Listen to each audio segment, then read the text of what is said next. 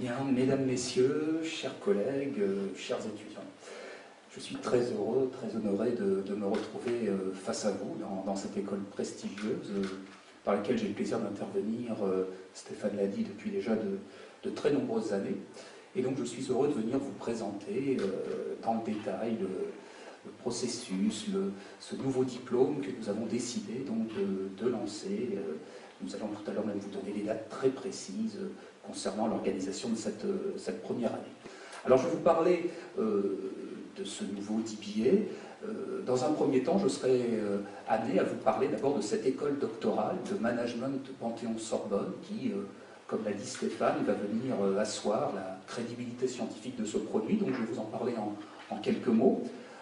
Ensuite, je vous dirai pourquoi cette école doctorale de management de la Sorbonne a été intéressée, très intéressée par un partenariat avec l'ESA. Et puis, mon troisième temps sera consacré à que peut apporter aux futurs doctorants ce DBA, quelle est sa philosophie. Et je rentrerai un petit peu dans le détail de la manière dont cette formation va se dérouler. Alors, Stéphane l'a dit, une école doctorale de management Panthéon-Sorbonne a vu le jour très récemment, puisqu'elle a été accréditée par le ministère de l'Enseignement supérieur et de la Recherche en octobre dernier, précisément le 25 octobre 2012, que cette nouvelle école doctorale a vu le jour.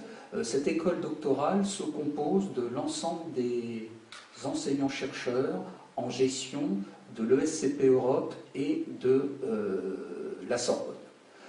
Concrètement, cela représente à ce jour une centaine de doctorants et avec une centaine d'enseignants-chercheurs aptes à encadrer des recherches. Donc, cela concerne donc une école doctorale de taille certaine, qui en fait même une des 2 voire 3 écoles doctorales les plus importantes de France. Et c'est donc dans ce contexte-là que ce projet de DBA s'est installé. Alors, qu'est-ce que c'est que cette école doctorale? Quelles sont ses finalités? Le premier objectif d'une école doctorale, c'est d'accompagner la vie du doctorant, justement, pendant ces 3 ou 4 années dures, difficiles, qui sont ces années consacrées à la rédaction d'une thèse.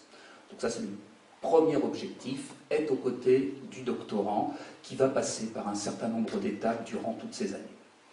Deuxième objectif d'une école doctorale, bien évidemment, c'est de s'assurer que les contenus, que les recherches issues de cette école doctorale et des membres qui y sont associés, j'y reviendrai dans quelques instants, donc s'assurer que ces recherches sont de très grande qualité scientifique, qu'elles sont aux normes de ce qui se fait au niveau mondial en termes de rigueur académique. Il est important que je vous précise, mais vous l'avez certainement compris, quand je vous ai dit que nous avions créé cette école doctorale le 25 octobre dernier, créer une école doctorale ne consiste pas à se lever le matin et avec 2 ou 3 amis se dire ça serait intéressant de créer une école doctorale.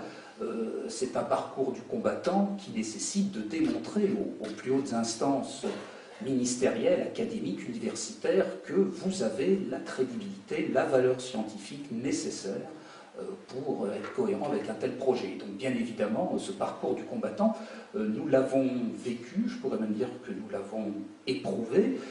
La dernière fois que nous avons évoqué ce projet avec Stéphane, c'était en mai dernier, lors d'une de mes dernières venues à l'ESA. En mai dernier, l'école n'était pas créée, cette école doctorale, et vous voyez que nous avons finalement réussi à concevoir ce projet d'école en à peu près 6 mois, ce qui est une durée assez record généralement par rapport à l'exercice qui se veut assez complexe. Donc voilà donc les 2 fonctions, les 2 missions essentielles d'une école doctorale, cet accompagnement du doctorant et cette évaluation régulière, annuelle même, puisque nous devons rendre des comptes annuels au ministère, de la qualité scientifique des travaux assurés en son sein. Alors la place de l'ESA maintenant dans ce processus, elle est très simple. J'ai eu le plaisir de connaître l'ESA du fait de mes interventions chaque année ici auprès d'étudiants de master. L'ESA est bien évidemment une école à renommée internationale que nous connaissons parfaitement dans les réseaux, que ce soit donc les réseaux d'écoles, les réseaux d'enseignants-chercheurs. Et il nous est tout naturellement venu à l'idée d'associer, de proposer à l'ESA d'avoir ce statut de membre extérieur, parce que, comme l'a rappelé tout à l'heure Stéphane, nous avions repéré, il nous avait été dit lors d'échanges, qu'une demande substantielle de très bons candidats était enregistrée, que beaucoup d'entre vous, anciens de l'ESA, avaient exprimé ce souci de poursuivre à un niveau doctoral leur formation. Donc c'est cette très bonne notoriété, je dirais, internationale, ce sérieux de l'école, couplé à cette demande cohérente, très fine des anciens de l'ESA, ou de personnes extérieures, bien sûr, à l'ESA, qui nous a amené à proposer donc à Stéphane et à son équipe de considérer que l'ESA allait, à partir de maintenant, être un membre associé de notre école doctorale, et qu'à ce titre, nous pouvions offrir à l'ESA, je dirais, notre expertise, notre rigueur scientifique, dans le cadre de ce projet de DBA. Donc voilà pour l'articulation, le lien donc très fort entre la création de cette école doctorale et l'ESA. Alors maintenant, qu'est-ce qu'un DBA peut apporter à chacun d'entre vous qui est intéressé par suivre cette formation? Alors, comme nous l'avons évoqué il y a quelques instants, Stéphane en premier, bon, d'abord nous nous fixons un objectif de répondre à une demande très forte de la part des professionnels. Ces professionnels, nous les rencontrons actuellement avec mon collègue pour voir quel est leur projet. Et c'est vrai que nous sommes agréablement surpris de constater que la demande est forte au Liban, à Beyrouth, de pouvoir poursuivre un doctorat digne de ce nom. Et nous avons été très agréablement surpris de constater que les raisons qui justifient ces demandes sont parfaitement pointues, très fines. Les candidats y ont parfaitement réfléchi. Alors les arguments le plus souvent évoqués, c'est le souci de valoriser une expérience professionnelle, un souci de crédibiliser certaines activités en matière par exemple de consulting. Et puis, comme ça nous a été dit cet après-midi aussi, le souci pour des gens qui ont une expérience professionnelle de haut niveau, d'avoir l'occasion à un moment donné de se poser un peu et d'avoir une formation qui les aide à structurer davantage leurs pensées, leurs réflexions pour, in fine, arriver encore mieux au quotidien à résoudre certaines problématiques. C'est vrai que quand on est au quotidien avec beaucoup de pression, on finit un petit peu par avoir des activités très répétitives, très routinières, on est tous concernés par ça, et à un moment donné, on ne dispose plus du recul nécessaire permettant d'articuler, de conceptualiser, de modéliser les choses. Donc c'est très intéressant, et moi j'ai vraiment été agréablement surpris par ça, parce que les candidats d'eux-mêmes sont venus à nous avec ce souci. Donc, que peut apporter le DBA aux futurs candidats? Déjà, une réponse précise à leurs attentes professionnelles. Alors on va maintenant un petit peu détailler. Que peut apporter ce DBA? Il peut surtout apporter cette excellence scientifique dont la Sorbonne se propose d'être la caution. Alors il ne suffit pas de dire ça de manière très factuelle, ça n'aurait pas de sens, il faut l'attester, il faut le démontrer. Alors comment pouvons-nous et comment allons-nous assurer cette excellence scientifique? Tout d'abord par une sélection très pointue des candidats. Nous sommes en train de les auditionner et nous allons, et mon collègue tout à l'heure nous donnera le timing précis, nous allons bientôt les convoquer en février à un oral où ils devront en effet exprimer leur projet de recherche, leur objectif professionnel, tout ça dans un cadre assez académique, assez conventionnel, et c'est à l'issue de ces entretiens et d'un autre test que nous déciderons du nombre de candidats que nous souhaitons accueillir pour cette première promotion. On nous posera certainement la question, on l'a déjà posé tout à l'heure, si nous avions des quotas, des histoires de taille critique à dépasser ou pas. Nous nous sommes fixés comme objectif d'avoir une vingtaine de candidats pour cette première promotion, et s'il s'avérait que nous avions le plaisir d'avoir plus de 20 bons candidats intéressés, chaque année, nous ferons bien évidemment une nouvelle session. Donc la prochaine session va s'ouvrir très rapidement, en mars 2013, mais la deuxième est déjà dans les tuyaux et elle ouvrira en janvier 2014. Donc un filtrage très exigeant des gens qui vont faire partie des étudiants qui suivront cette formation. Ensuite, et c'est là où l'école doctorale de la Sorbonne intervient de manière importante, un filtrage de tous les enseignants-chercheurs qui vont venir assurer les formations et qui vont venir encadrer les doctorants. C'est-à-dire que nous allons sélectionner dans nos équipes d'enseignants-chercheurs les personnes les plus ténues, les plus spécialisées dans tous les domaines de la gestion.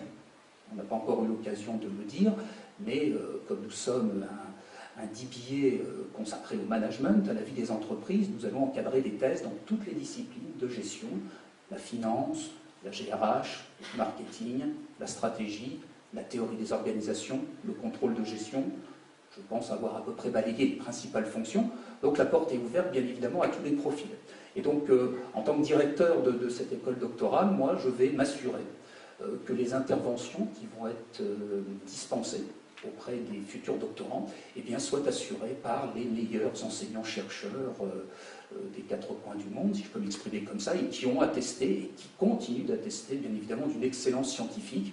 Et vous savez, l'excellence scientifique, ça n'est pas un mot vain, c'est très facile de l'appréhender. Il suffit de lire un CV d'un enseignant-chercheur et de voir la quantité de publications, d'articles, de revues, de recherches qui apparaît sur le CV, de voir la qualité des supports dans lesquels les communications ont été publiées. Donc il n'y aura aucune difficulté pour faire intervenir, je dirais, les meilleurs enseignants-chercheurs dans cette formation. Pour vous illustrer mes propos, feront partie, par exemple, de l'équipe d'enseignants, le doyen à la recherche de l'ESCP Europe, le professeur Olivier Badeau, dont le profil est déjà de disposer, d'avoir passé 2 doctorats, donc un en sciences de gestion, un en sciences humaines et sociales. Donc ça vous atteste du sérieux de la personne.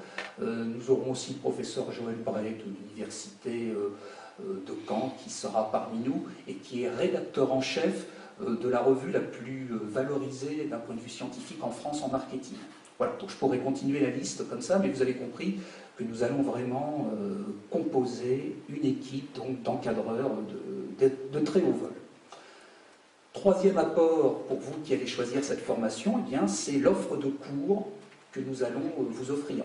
Faire une thèse, c'est avant tout, je crois que c'est honnête de le dire, d'abord un travail intellectuel assez difficile, et c'est aussi à certains moments un travail un peu solitaire. Et le danger, quand on est en thèse, c'est à un moment donné d'être un peu perdu, de ne pas être cadré quand il le faut, et puis de se sentir un peu isolé. Alors pour éviter ce sentiment d'isolement, nous allons, pendant les 7 premiers mois de la première année, offrir des séminaires, des enseignements, ce qui veut dire que tous les mois, vous serez amenés à venir nous retrouver à l'ESA et à suivre des formations dans toutes les disciplines nécessaires à la réalisation d'une thèse de très bonne qualité. Ces rendez-vous réguliers vont être vertueux pour vous parce que d'abord, ils vous permettent de vous rencontrer entre vous, d'échanger les problèmes qui vont être communs à tout doctorant qui débute, et puis vous aurez surtout à chaque fois à votre disposition cette équipe de directeurs de recherche qui sera là pour répondre à toutes vos interrogations. Donc ça c'est le troisième apport, une offre de cours importante et qu'on retrouvera aussi, là j'ai fait le zoom sur la première année, mais qu'on retrouvera sous forme aussi de séminaires en deuxième année. Et puis le quatrième, je pense, et dernier rapport, c'est ce que j'ai appelé le sur-mesure, c'est-à-dire l'encadrement sur-mesure du doctorant, pour les raisons identiques à ce que je viens d'expliquer il y a 5 minutes. Réduire le sentiment d'isolement, épauler la personne, l'amener à rédiger au mieux son travail. Pour toutes ces raisons, vous serez conviés à de multiples manifestations, en plus des cours, et je pense notamment aux colloques doctoraux que nous organiserons tous les ans.